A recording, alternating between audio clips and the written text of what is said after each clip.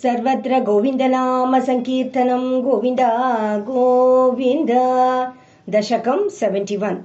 यत्नेषु सर्वेष्वपि नावकेशी केशी स भोजेशितुरष्टबन्धुः त्वं सिन्धुजावाप्य इतीव मत्वा सम्प्राप्तवान् सिन्धुजवाजिरूपः गन्धर्वतामेष गतोऽपि रुक्षैः नादैः समुद्वेजित सर्वलोकः भवद्विलोकावधिगोपवाटीं प्रमद्य पाप पुनरापतत्वाम् ताक्ष्यार्पिताङ्ग्रेस्तव ताक्ष्ययेषः चिक्षेपवक्षो भुवि नामपादम् भृगोपदाघातकथां निशम्य स्वेनापि शक्यं तदितीव मोहात् प्रवञ्चयन्नस्य कुराञ्चनं द्राग अमुञ्च चिक्षेपितदूरदूरं सम्मूर्छितोऽपि ह्यतिमूर्छितेन क्रोधोष्मणा खादितुमादृतस्त्वां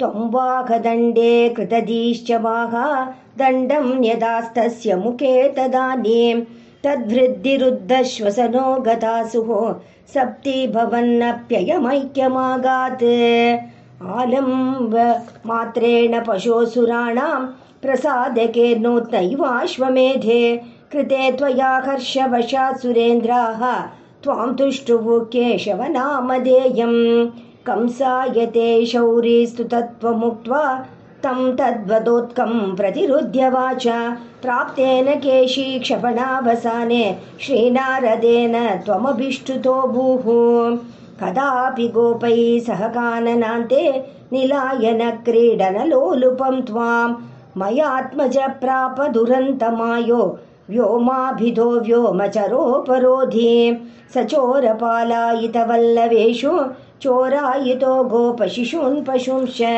गुहासु कृत्वा पिददे शिलाभिः त्वया च भूत्वा परिमर्दितो भूत् एवं विदैश्चाद्भुतकेलिभेदैः आनन्दमूर्छामतुलां व्रजस्य पदे पदे नूतनयन्न सीमां परात्मरूपिन् पवनेश पायाः।